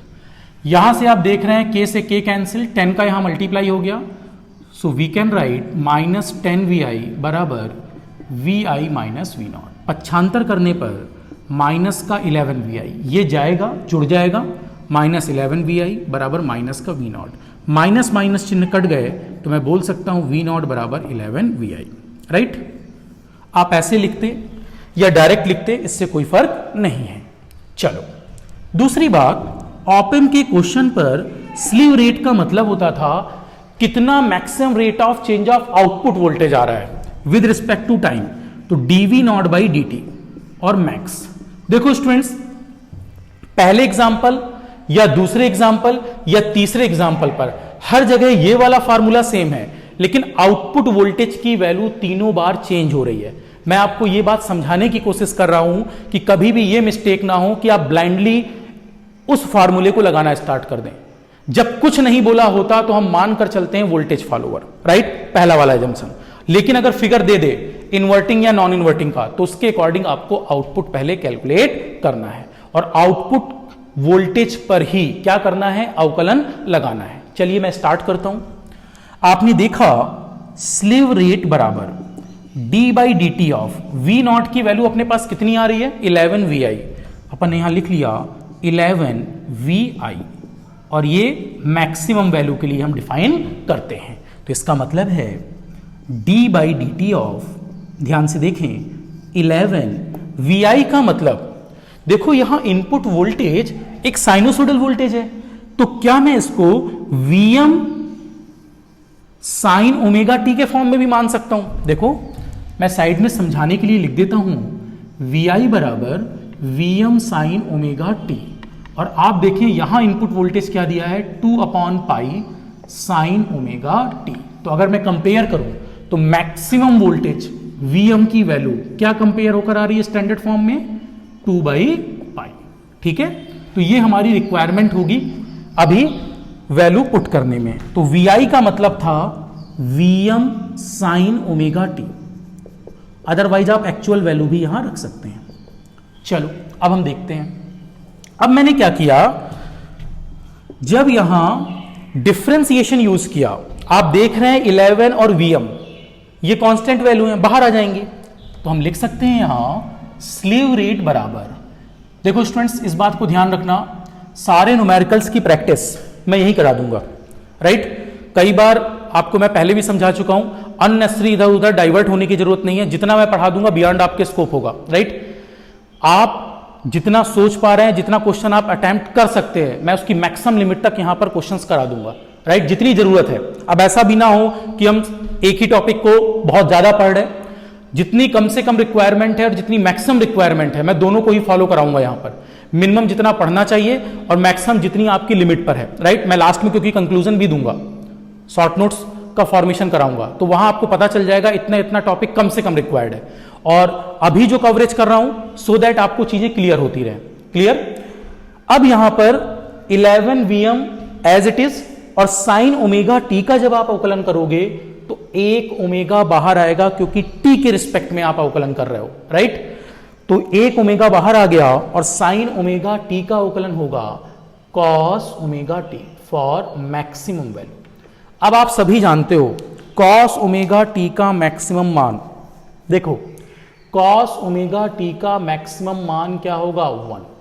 कॉस ओमेगा टी का मैक्सिमम मान 1 होगा, इसका मतलब आप यहां बोल सकते हैं स्लीव रेट बराबर 11 Vm, ओमेगा को मैं लिख सकता हूं 2 f, और कौन सा f, मैक्सिमम। हम कितना f मैक्स बना सकते हैं। और मेरे से पूछा भी क्या गया था कि किसी ऑप एम्प का स्लीव रेट इतना है, कैलकुलेट इसकी अधिकतम फ्रीक्वेंसी इनपुट पर कितनी अप्लाई करें कि आउटपुट में डिस्टॉर्शन ना आए। Op amp do not have distortion at output, तो यहां से f मैक्स बराबर आएगा slew rate upon 11 into Vm into 2 right. मैं स्टूडेंट्स यहां से वैल्यू पुट कर देता हूं, putting the value getting the answer. Slew rate question में दिया था 4 वोल्ट पर माइक्रो सेकेंड, तो यहां 4 वोल्ट माइक्रो सेकेंड डिनोमिनेटर में है, हर में है, तो अगर आप इसको अंश में ले जाएं तो 10 टू की पावर -6 ऊपर जाकर क्या बन जाएगा, 10 टू की पावर +6 अपॉन में 11 इंटू Vm का मतलब, देखो क्वेश्चन में साइनोसोडल इनपुट Vi कितना दिया है, 2/पाई साइन ओमेगा टी, तो इसका मतलब Vm कितना था, 2/पाई इंटू 2 पाई से पाई कट गया, 2 गुणे 2 4, 4 से 4 कट गया, और जब ये आप वैल्यू कैलकुलेट करोगे तो f मैक्स बराबर, ध्यान से देखना, 10 टू की पावर 6/11 हुआ, और आप जानते हैं जब मैं इसको कैलकुलेट करूंगा ये 90.9 किलो हर्ट्ज आएगा, राइट। इस समय एफ मैक्स की वैल्यू कितनी आ रही है इनपुट पर 90.9 किलोहर्ट्ज तक की वैल्यू को आउटपुट पर प्रॉपर देख पाएगा अगर मैं इतना इनपुट फ्रीक्वेंसी अप्लाई करता हूं। देखो क्या 3 कंपैरिजन निकल कर आए, समझना हो। तीनों एग्जांपल में एक कोरिलेशन समझना है स्टूडेंट्स। पहले एग्जांपल पर भी स्लीव रेट कितना था ऑप एम्प का? पहले एग्जांपल पर स्लीव रेट था 4 वोल्ट पर माइक्रोसेकंड। दूसरे एग्जाम्पल पर भी स्लीव रेट कितना था? 4 वोल्ट पर माइक्रोसेकंड। तीसरे एग्जाम्पल पर भी स्लीव रेट ऑप एम्प का कितना था? तो ऑप एम्प सेम था, कोई चेंज नहीं है, राइट। स्लीव रेट के बाद देखो, स्लीव रेट के बाद दूसरी बात हम कर रहे थे कॉन्फ़िगरेशन। 3 कॉन्फ़िगरेशन हमने लिए, कॉन्फ़िगरेशन, राइट। पहला कॉन्फ़िगरेशन हमने लिया, सबसे पहला जो मैंने एग्जांपल लिया था वोल्टेज फॉलोवर, राइट। अगला कॉन्फ़िगरेशन मैंने लिया था इससे जस्ट पहले इन्वर्टिंग एम्पलीफायर, ठीक है। और अगला लास्ट मैंने कॉन्फ़िगरेशन क्या लिया? Non inverting amplifier, non inverting amplifier. अब देखो तीनों पर इनपुट की फ्रीक्वेंसी रेंज की अगर मैं बात करूं कि मैक्सिमम कितनी फ्रीक्वेंसी अप्लाई कर सकते हैं कि आउटपुट में डिस्टॉर्शन ना आए, जरा चेक करना। पहले वाले केस में एफ मैक्स आया था 1 मेगाहर्ट्ज या 1000 किलोहर्ट्ज। अगले में आई थी ये वैल्यू 100 किलोहर्ट्ज। और अगले पर देखो, मैं बोर्ड पर क्वेश्चन हटा चुका हूं, आप अपनी कॉपी पर देखते रहें। इस बार जो वैल्यू आई है वो आई है 90.9 किलोहर्ट्ज। तो मेरा कहने का क्या मतलब है समझे, मैं आपको ये समझाने की अब कोशिश कर रहा हूं। ऑप एम्प वही है स्टूडेंट्स, ऑप एम्प नहीं बदला, ऑप एम्प अभी भी सेम है, राइट। तीनों ही एग्जाम्पल में ऑप एम्प सेम था। ऑप एम्प की प्रॉपर्टी स्लीव रेट की सेम है, 4 वोल्ट पर माइक्रोसेकंड, 4 वोल्ट पर माइक्रोसेकंड, 4 वोल्ट पर microsecond. But using different configuration F max की वैल्यू भी डिफरेंट होगी। वोल्टेज फॉलोवर पर 1 मेगाहर्ट्ज, 1 मेगाहर्ट्ज को ही हम बोल सकते हैं 1000 किलोहर्ट्ज। हमने जब इन्वर्टिंग एम्पलीफायर यूज किया तो वैल्यू आ गई 100 किलोहर्ट्ज, नॉन इन्वर्टिंग यूज किया तो वैल्यू आ गई 90.9 किलोहर्ट्ज। तो आप देख सकते हैं ऑप एम्प तीनों में सेम था, लेकिन डिफरेंट कॉन्फ़िगरेशन की वजह से आउटपुट वोल्टेज की वैल्यू डिफरेंट बदल गई। जबकि तीनों केसेस पर यहां स्पेस नहीं था, अदरवाइज मैं ये भी लिख सकता था तीनों ही केसेस पर इनपुट भी सेम अप्लाई किया है। आप ध्यान से देखें, यहां इनपुट की वैल्यू 2/π sin ωt है। इससे पहले वाले क्वेश्चन पर भी इनपुट की वैल्यू 2/π sin ωt थी। इससे पहले वाले क्वेश्चन पर भी इनपुट की वैल्यू 2/π sin ωt है। तीनों पर सब कुछ सेम था, लेकिन क्या बदल गया? कॉन्फ़िगरेशन। और अगर कॉन्फ़िगरेशन बदलेंगे स्टूडेंट्स तो एफ मैक्स की वैल्यू भी बदलेगी। मेरे को लगा यह कंक्लूजन भी दिमाग में होना चाहिए। दूसरी बात, अगर किसी भी न्यूमेरिकल में जो जनरल आपके एग्जाम में पूछे जाते हैं कुछ ना बोला हो तो बाय डिफॉल्ट आप हमेशा वोल्टेज फॉलोवर अपनी तरफ से मानकर क्वेश्चन को स्टार्ट करेंगे। आप हर क्वेश्चन को वोल्टेज फॉलोवर मानते हुए ही क्वेश्चन को स्टार्ट करेंगे। मेरी बात क्लियर हो रही है? ये कंक्लूजन आपको क्लियर होना चाहिए। अब मैं आपके प्रीवियस ईयर कुछ 1-2 प्रॉब्लम करवा देता हूं यहां पर, सो दैट थोड़ा सा आपका हाथ साफ हो जाए इस पर। मेरे को लगा वो जो पहले मैंने रैंप वाले क्वेश्चन कराए थे और अब मैंने आपको साइनोसॉइडल पर क्वेश्चन कराए, आपके एग्जाम में किस तरह से ऑब्जेक्टिव ट्रेस होंगे वो एक बार हम लोग और देख लेते हैं, राइट। ये इतनी इंफॉर्मेशन कम से कम आपको रिक्वायर्ड है, राइट। चलिए मैं यहां पर अब नेक्स्ट क्वेश्चन पर मूव करता हूं स्टूडेंट्स। एक अच्छा क्वेश्चन है, आरएमएस वोल्टेज दिया आपको, ठीक है, साइनोसॉइडल का ही केस है, इसको भी अपन देख लेते हैं। ठीक सा क्वेश्चन था और मुझे ऐसा लगता है नोट्स में ऐसा क्वेश्चन होना चाहिए, इसलिए मैं इसको करवा रहा हूं। आसान सा क्वेश्चन है ये। 1-2 क्वेश्चन अब इसलिए हम लोग कर रहे हैं कि थोड़ा सा ऑब्जेक्टिव में किस तरह के क्वेश्चन एग्जामिनर पूछ रहा है वो भी हम लोग देख लें, और जेईएन लेवल पर, जूनियर इंजीनियर के लेवल पर जो क्वेश्चंस बन सकते हैं। मैंने आपसे हमेशा कहा है स्टूडेंट्स, पूरे गेट और ईएस के क्वेश्चन अभी आपको नहीं लगाने, राइट। आपको वो क्वेश्चन गेट और ईएस के जरूर लगाने हैं जो 2000-2005 तक के बिफोर के हैं, क्योंकि वो पुराने क्वेश्चन आज की डेट के एसएससी जेई के क्वेश्चन हैं। ठीक है, कई बार स्टूडेंट्स के साथ ये मिस्टेक होती है, वो पढ़ते पढ़ते सोचते हैं कि सारे क्वेश्चंस हम लगाते चलें। स्टूडेंट याद रखें, आप किस एग्जाम की प्रिपरेशन कर रहे हैं ये बहुत इंपॉर्टेंट है। अदरवाइज अननेसेसरी हम लोग सिलेबस की विड्थ बहुत ज्यादा बढ़ा लेते हैं। ठीक है, और फिर वापस जब हमें उसे रिकॉल करना होता है तो वो हमारे लिए बहुत टफ हो जाता है। एक बार पढ़ना तो आसान है कोई भी चीज, लेकिन उसको दिमाग में बनाकर रखना वो इंपॉर्टेंट है। और आप किसी एक सब्जेक्ट को नहीं पढ़ रहे हो, आपके पास मल्टीपल सब्जेक्ट्स हैं, और अगर मल्टीपल सब्जेक्ट्स हैं तो आपको जो तैयारी करनी है स्टूडेंट्स, वो इस एस्पेक्ट में करनी है कि सभी सब्जेक्ट आपके तैयार हों एक साथ। राइट, ऐसा ना हो कि आपको एक सब्जेक्ट तो याद है और एग्जाम के दिन आप 2 या 3 सब्जेक्ट पढ़कर चले गए। राइट, आपको सारे सब्जेक्ट्स का मल्टीपल टाइम्स रिवीजन होना मस्ट है। चलिए, अब मैं क्वेश्चन एक लेता हूं। राइट, बोला गया, क्वेश्चन लिखें आप लोग, if slew rate of op-M, ये मैं अपनी लैंग्वेज में लिखवा रहा हूं, if slew rate of op-M is 0.5 volt per microsecond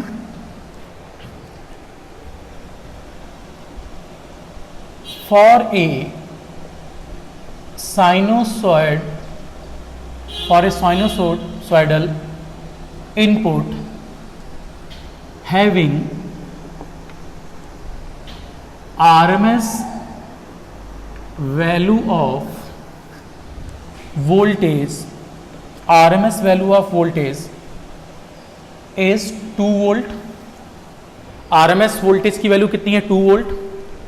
then calculate F max, maximum frequency for input, so that output does not have distortion। output does not have distortion।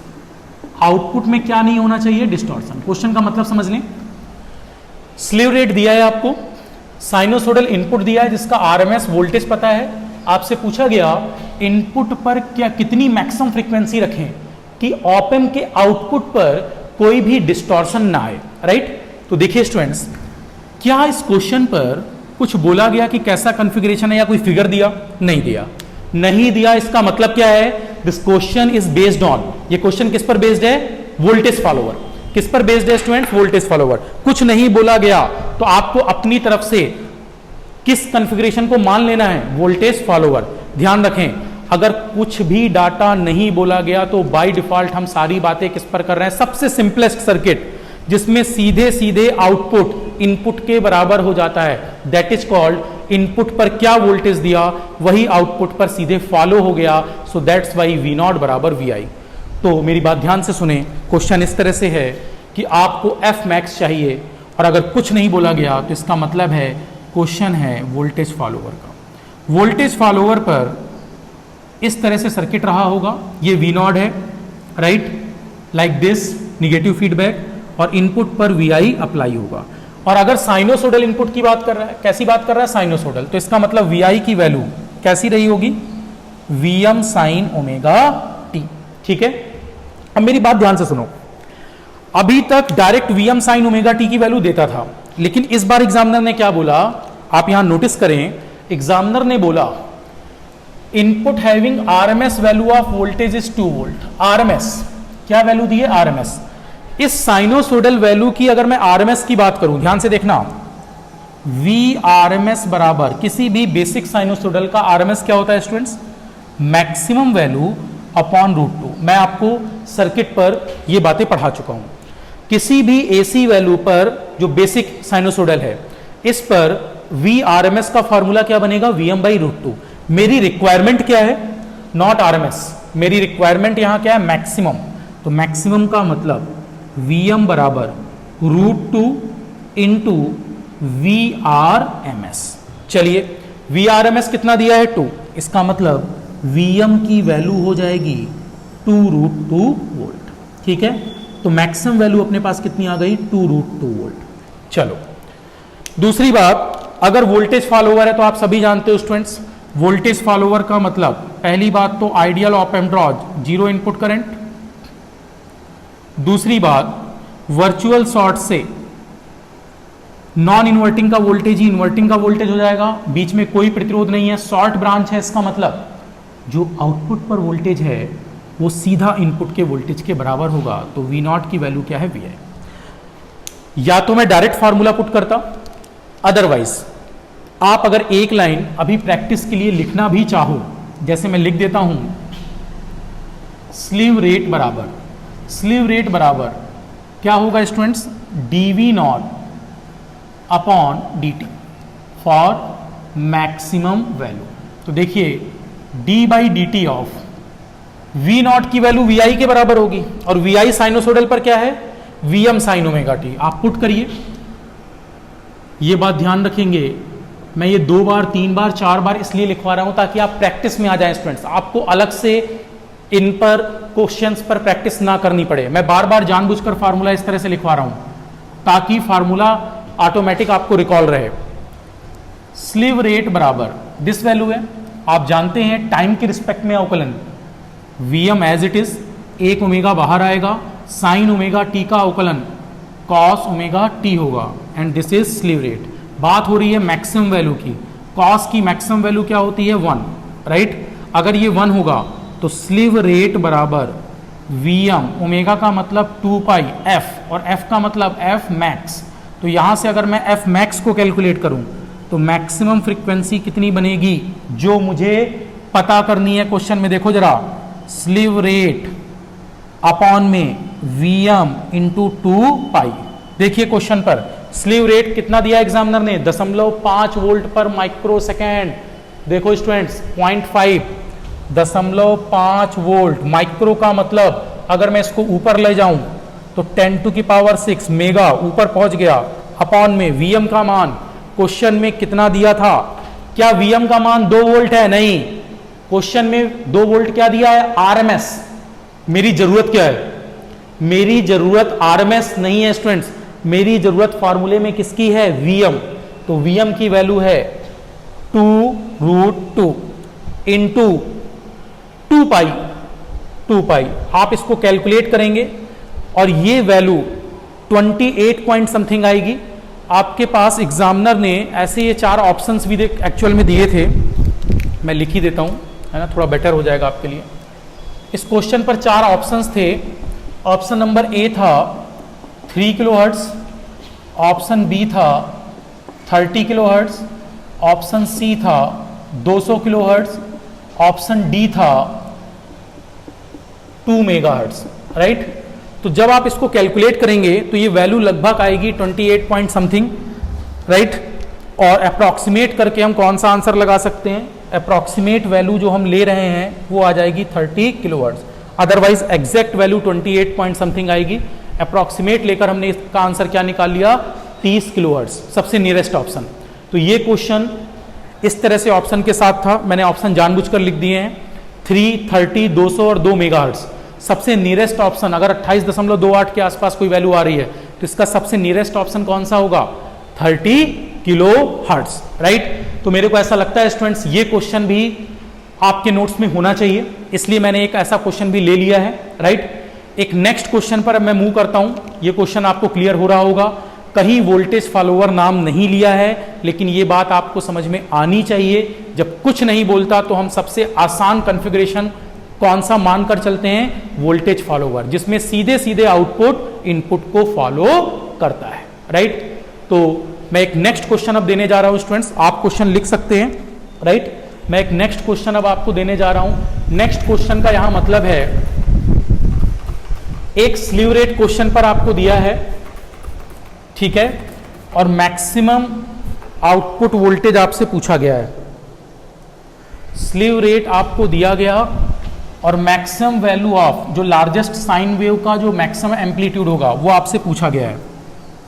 Question में लिख देता हूं, ये भी एक ऑब्जेक्टिव का question है, ठीक है। और ऐसे क्वेश्चंस एग्जाम में बन सकते हैं, ऑब्जेक्टिव का डाटाबेस के क्वेश्चन है, स्लीव रेट का सीधे फार्मूला आपके दिमाग में होना चाहिए 2 पाई एफ मैक्स। ठीक है, जब मैं स्टूडेंट्स आगे शॉर्ट नोट्स बनवाऊंगा तो शॉर्ट नोट्स पर डायरेक्ट हम लोग फार्मूला लिखेंगे स्लीव रेट बराबर Vm into 2 pi F max for sinusoidal signal. अभी ऐसा इसलिए नहीं लिख रहे हैं क्योंकि आपकी प्रैक्टिस हो जाए। ठीक है, एक बार प्रैक्टिस कराने के बाद फिर हम लोग इन फार्मूलों को डायरेक्ट यूज करेंगे।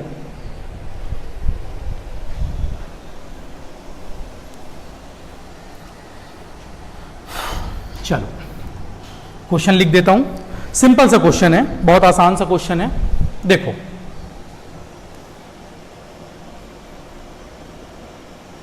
If slew rate of op-amp is 5 volt पर माइक्रोसेकेंड, कितना दिया इस बार स्लीव रेट? 5 वोल्ट पर microsecond. If slew rate of op-amp is 5 volt per microsecond, then calculate largest value of sinusoidal input voltage, that is maximum voltage की बात कर रहा है। किसकी बात कर रहा है? Vm, maximum voltage for input, maximum voltage for input if maximum frequency value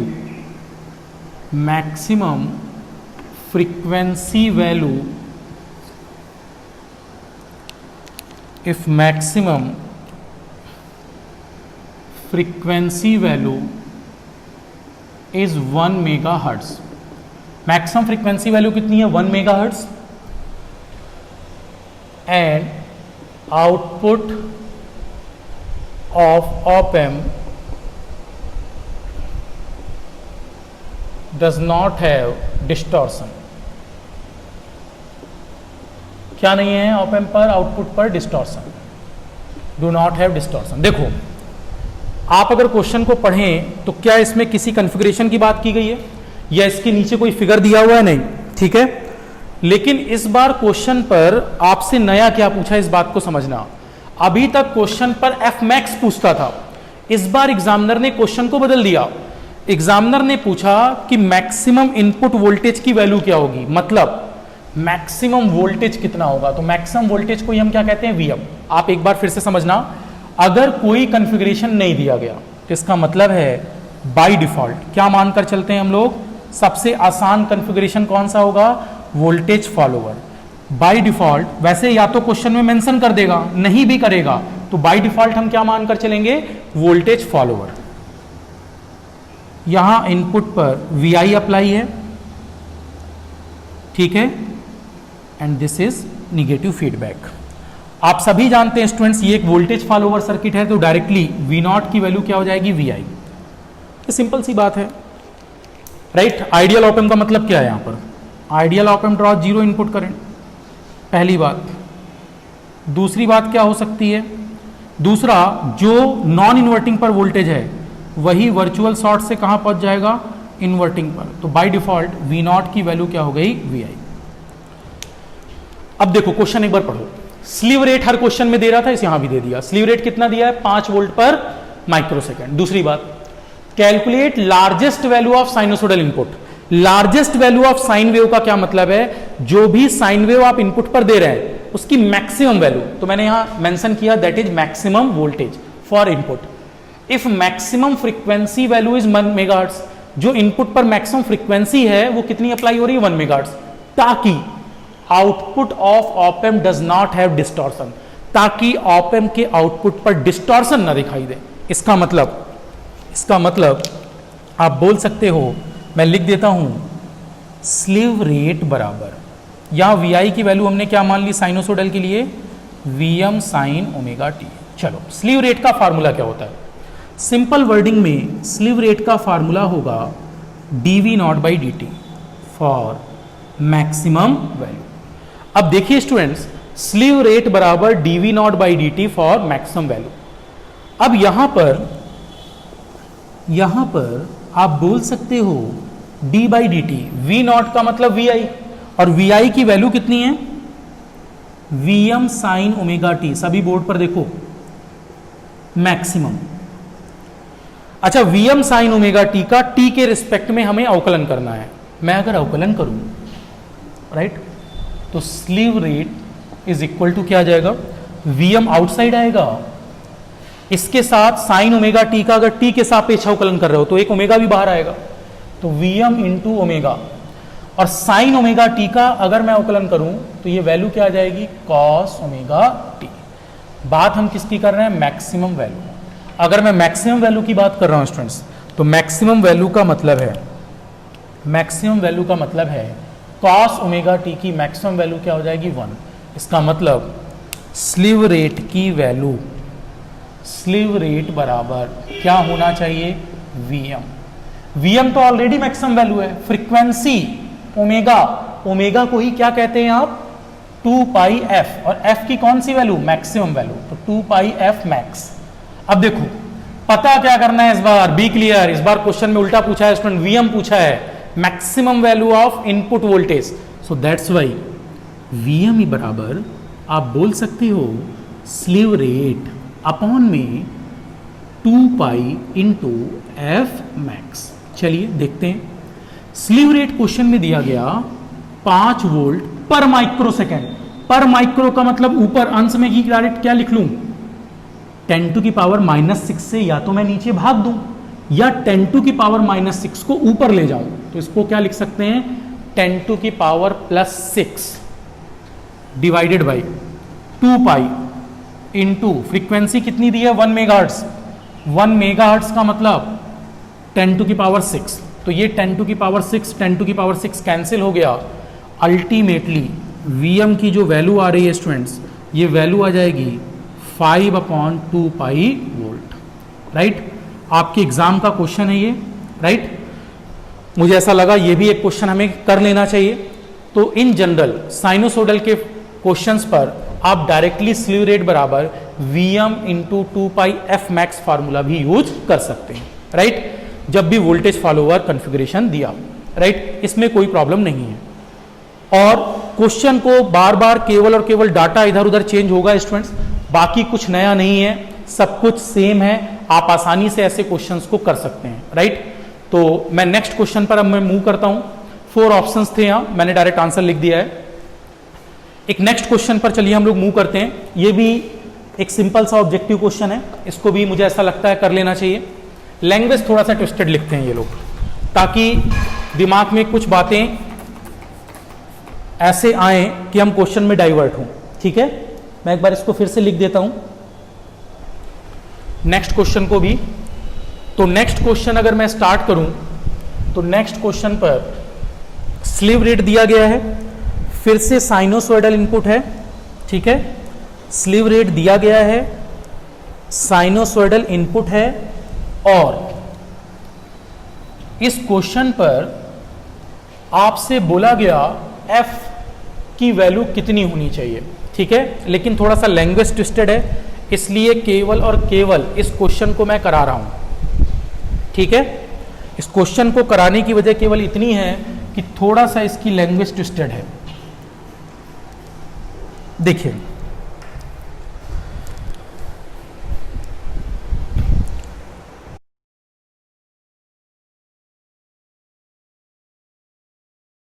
चलिए स्टूडेंट्स, मैं अब जिस क्वेश्चन की बात कर रहा था, इस क्वेश्चन को अपन स्टार्ट करते हैं। इस क्वेश्चन पर लैंग्वेज ध्यान देंगे। An op amp having a slew rate of 62.8 volt per microsecond is operated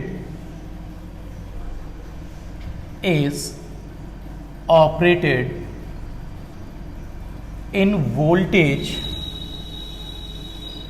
follower configuration, voltage follower configuration, copy पर आप लिखते जाएं। If maximum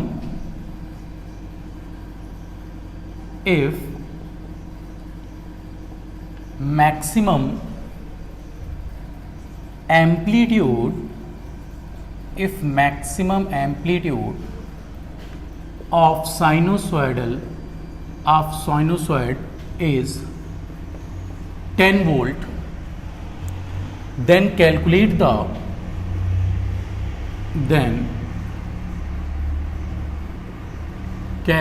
the minimum frequency at which slew rate limited distortion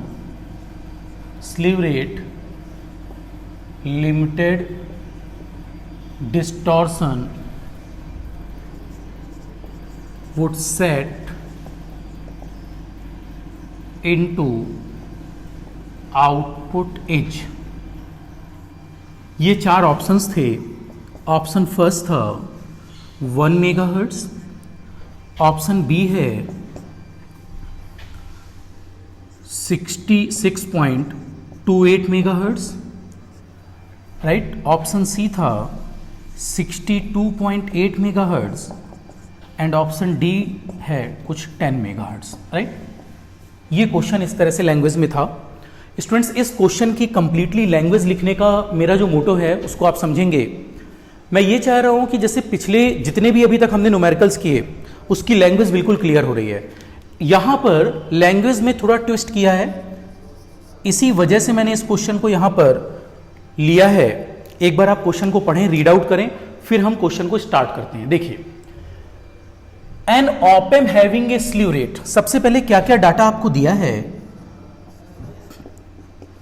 examiner ने सबसे पहले sleeve rate की value 62.8 volt पर microsecond दी है, ठीक है। देखिए स्टूडेंट्स, इन जनरल आपको हमेशा एग्जामिनर बोलेगा न्यूमेरिकल में वोल्टेज फॉलोअर, अगर नहीं बोलता है तो भी सबसे आसान कॉन्फ़िगरेशन वोल्टेज फॉलोअर होता है, तो हमें इस कॉन्फ़िगरेशन को मानकर भी चलना होता है। और आप देखें इस क्वेश्चन में वोल्टेज फॉलोअर वर्ड बोल दिया है तो आप समझ रहे हैं V नॉट बराबर VI होगा। फिर इफ मैक्सिमम एम्पलीट्यूड, इसका मतलब साइनोसोइडल का मैक्सिमम एम्पलीट्यूड हम VM से डिनोट करते हैं, कितना दिया है 10 वोल्ट। दूसरी बात, अब आपसे बोला गया आप then calculate the minimum frequency at which slew rate, word देखेंगे student, slew rate limited distortion, जहां पर लिमिटेड डिस्टॉर्शन जिस कम से कम वाली फ्रीक्वेंसी पर स्टार्ट होने वाला है, would set in the output is. 4 options हैं, आपसे बोला गया ऐसी कौन सी लिमिटेड वर्ड देखें, slew rate limited distortion. Slew rate limited distortion का मतलब है आखिर किस पर्टिकुलर फ्रीक्वेंसी के बाद, up to which particular frequency safe है, और इसके जिस पर्टिकुलर फ्रीक्वेंसी के बाद डिस्टॉर्शन की लिमिट आ गई कि बस अब इस वैल्यू से डिस्टॉर्शन स्टार्ट हो जाएगा, उस पर्टिकुलर फ्रीक्वेंसी का मान आपसे पूछा जा रहा है। इसीलिए यहां वर्ड लिखा है लिमिटेड डिस्टॉर्शन। और अभी तक आपसे मैक्सिमम फ्रीक्वेंसी पूछता था, यहां वो पूछ रहा है दिए गए ऑप्शंस में से कौन सी मिनिमम ऐसी फ्रीक्वेंसी है जिस पर स्लीव रेट डिस्टॉर्शन स्टार्ट हो जाएगा, तो इसीलिए उसने वर्ड यूज किया है लिमिटेड डिस्टॉर्शन, राइट। तो मेरे को लगा स्टूडेंट्स इस क्वेश्चन की लैंग्वेज के लिए लैंग्वेज को अंडरस्टैंड करना थोड़ा सा जरूरी है, दैट्स वाई मैंने ये क्वेश्चन लिया है slew rate limited distortion. Limited distortion का मतलब है जिस पर्टिकुलर फ्रीक्वेंसी पर डिस्टॉर्शन अब स्टार्ट हो जाएगा, would set into the output, तो आउटपुट पर किस वैल्यू पर, तो हम पता करते हैं स्टूडेंट्स। आप जानते हैं किसी भी साइनोसोडल के लिए मैं बिल्कुल डेरिवेटिव अप्रोच से चलता हूं, स्लीव रेट बराबर d/dt ऑफ V नॉट, और मैक्सिमम वैल्यू की हम बात कर रहे हैं। आप सभी जानते हैं वोल्टेज फॉलोअर का मतलब है आउटपुट वोल्टेज बराबर इनपुट वोल्टेज, V नॉट बराबर VI, और इनपुट वोल्टेज साइनोसोडल का हम स्टैंडर्ड फॉर्म में मानकर चलते हैं VM sin ओमेगा t, मैं एक बार वैल्यू पुट कर देता हूं स्टूडेंट्स। तो स्लीव रेट की वैल्यू है d/dt, v नॉट का मतलब है Vm sin omega t, right. हम बातें कर रहे हैं मैक्सिमम वैल्यू के लिए, right. Now see Vm sin omega t का अगर मैं अवकलन की बात करूं तो इसका मतलब है एक ओमेगा बाहर आएगा, साइन ओमेगा टी का अवकलन कॉस ओमेगा टी होगा, और हम बात कर रहे हैं maximum value. Cos omega T की मैक्सिमम वैल्यू 1 होती है। तो यहां से आपको पता चला स्लीव रेट बराबर Vm इंटू 2πf। अब देखो स्टूडेंट्स, हम जिस f की बात करते थे, हम मैक्सिमम फ्रीक्वेंसी जिस f मैक्स, मैं क्यों f मैक्स वर्ड यूज करता था, जिस मैक्सिमम फ्रीक्वेंसी तक हम इनपुट अप्लाई कर सकते हैं। अब आउटपुट पर हमें देखना है कि यहां कौन सी ऐसी मिनिमम फ्रीक्वेंसी है जिस पर डिस्टॉर्शन आने लगे, राइट। तो मुझे पता करना है कि फ्रीक्वेंसी की सबसे यहां दिए गए ऑप्शंस में ऐसी कौन सी फ्रीक्वेंसी है। मान लो अगर मेरा आंसर 1 मेगाहर्ट्ज होता तो 1 मेगाहर्ट्ज से ऊपर तो ये भी है, ये भी है, ये भी है, तो सभी पर डिस्टॉर्शन होगा। हमें पता करना है कि ऐसी कौन सी फ्रीक्वेंसी है जिस पर डिस्टॉर्शन स्टार्ट होगा, limited distortion. So that's why limited distortion का मतलब पर्टिकुलर फ्रीक्वेंसी की वैल्यू। तो यहां से अभी मैं अगर इस f मैक्स की बात करूं तो f मैक्स का मतलब है slew rate upon Vm into 2π। Slew rate examiner ने दे रखा है, आप ध्यान से देखें, 62.8 वोल्ट पर माइक्रोसेकंड। देखो मैं साइड में लिख देता हूं, वोल्ट पर माइक्रोसेकंड को अगर मैं वोल्ट लिखूं, डिवाइड में यहां सेकंड, देखो माइक्रो का मतलब 10⁻⁻⁶, ऊपर ले जाऊं तो क्या मैं इसको 10⁻+6 बोल सकता हूं? यस। तो मैंने क्या किया, 62.8 वोल्ट इंटू 10⁻6 अपॉन Vm की वैल्यू क्वेश्चन में 10 दी है, 2 पाई का मतलब 3.14, पाई का मतलब 3.14। आप देख रहे हैं 2 गुणे 3.14 गुणे 10, ये आपस में कट जाएगा, राइट। और ये जो वैल्यू आएगी स्टूडेंट्स, ये आएगी फ्रीक्वेंसी की value 10⁻6 hertz. Option mega hertz में है, तो आप जानते हैं 10⁻6 हर्ट्ज को हम 1 मेगा हर्ट्ज बोल सकते हैं। और ये पर्टिकुलर जो फ्रीक्वेंसी हमने कैलकुलेट की है, ध्यान देना, हम पहले ये पता करते थे कि इनपुट पर कितनी मैक्सिमम फ्रीक्वेंसी का सिग्नल अप्लाई करें, कहां तक कि डिस्टॉर्शन ना आए। और अब मैं बात क्या कर रहा हूं कि हमारे पास हमारे पास calculate the minimum frequency at which slew rate limited distortion would set into the output. इसका मतलब ऐसी कौन सी छोटी सी फ्रीक्वेंसी है, छोटी से छोटी फ्रीक्वेंसी है जिस पर लिमिटेड डिस्टॉर्शन अब आना स्टार्ट होने वाला है। तो इन ऑप्शंस में आप देखें ऐसी सबसे छोटी फ्रीक्वेंसी कौन सी बन रही है students, 1 megahertz. So that's Y जो एग्जामिनर ने पूछा है वो इस समय हमारे लिए एफ मिनिमम की बात हो रही है कि कौन सी मिनिमम फ्रीक्वेंसी बनेगी दिए गए ऑप्शंस में जिसमें डिस्टॉर्शन आना स्टार्ट हो जाए, राइट। तो स्टूडेंट्स बी क्लियर, यहां जो वर्ड एग्जामिनर ने मिनिमम फ्रीक्वेंसी लिखा है इससे आपको डेविएट नहीं होना है। ये बात वही एफ मैक्स की है, बट यहां क्वेश्चन में वर्ड क्या लगा दिया, लिमिटेड डिस्टॉर्शन। इसका मतलब है कि हमारे पास अगर f की वैल्यू इस फ्रीक्वेंसी के बराबर भी हो गई तो डिस्टॉर्शन की रेंज में आ गया अब ये, और इससे ज्यादा हो जाएगी इस फ्रीक्वेंसी, इस फ्रीक्वेंसी, इस फ्रीक्वेंसी, सभी पर डिस्टॉर्शन आएगा। और लिमिटेड डिस्टॉर्शन की वैल्यू कौन सी रहेगी, 1 megahertz. Then answer should be 1 megahertz. तो मुझे ऐसा लगता है स्टूडेंट्स ये क्वेश्चन अपने नोट्स में होना चाहिए। एक बार इसकी लैंग्वेज थोड़ा सा बदली हुई है, इसलिए मैंने स्टूडेंट्स इस क्वेश्चन को लिया, क्योंकि स्टूडेंट्स को कंफ्यूजन हो जाता है कि सर यहां तो एफ मैक्स लेते थे, बिल्कुल एफ मैक्स लेते थे, एफ मैक्स ही लिया है, लेकिन क्वेश्चन के अकॉर्डिंग वो एफ मैक्स ही अब हमारे लिए ऑप्शंस में कौन सी मिनिमम फ्रीक्वेंसी है जिस पर डिस्टॉर्शन लिमिटेड वर्जन में स्टार्ट होने लगेगा। तो स्टूडेंट्स आप जानते हैं 1 मेगाहर्ट्ज के बाद जो भी फ्रीक्वेंसी आएंगी सभी पर डिस्टॉर्शन होगा। तो ये हमारी लिमिटेड बाउंड्री है। मेरी बात आप समझ रहे होंगे, लिमिटेड बाउंड्री का मतलब एक क्रिकेट बैट्समैन 6 हिट कर रहा है और ये बाउंड्री है, तो अगर 6 की बाउंड्री रोप पर भी लगता है तो वो 6 कहलाएगा, उसके अंदर जाता है तो भी वो 6 कहलाएगा। तो अगर मैं उसकी बाउंड्री की बात करूं कि एक बैट्समैन ने हिट किया और हिट करने के बाद जहां 6 की बाउंड्री है उस बाउंड्री पर टच करना, तो एग्जैक्ट वो स्टूडेंट्स क्या है, जो 6 मारा है मान लीजिए वो 60 मीटर का है तो वो 60 मीटर पर भी क्या कहलाएगा, 6। अगर उसने 70 मीटर का 6 मारा होता तो भी वो 6 कहलाता, 80 मीटर का भी 6 मारा होता तो भी वो 6 कहलाता। बट सबसे छोटी रेंज क्या होगी उन सभी 6s पर, 60 मीटर। तो वही बोला गया है कि आपके पास किस पर्टिकुलर फ्रीक्वेंसी पर लिमिटेड डिस्टॉर्शन दिखेगा, इसका मतलब उसकी सबसे limited value that is 1 megahertz. Distortion तो 6.28 पर भी होगा, 62.8 पर भी होगा, 10 पर भी होगा, लेकिन स्टूडेंट्स हम बात कर रहे हैं लिमिटेड, तो इसका मतलब मैं बात कर रहा हूं उन पर्टिकुलर वैल्यूज पर बाउंड्री की, और बाउंड्री का मतलब ही क्या है, लिमिटेड। तो मेरे को लगता है एक प्रॉपर क्लैरिफिकेशन यहां मैं कर चुका हूं, अब आपको बातें समझ में आ गई।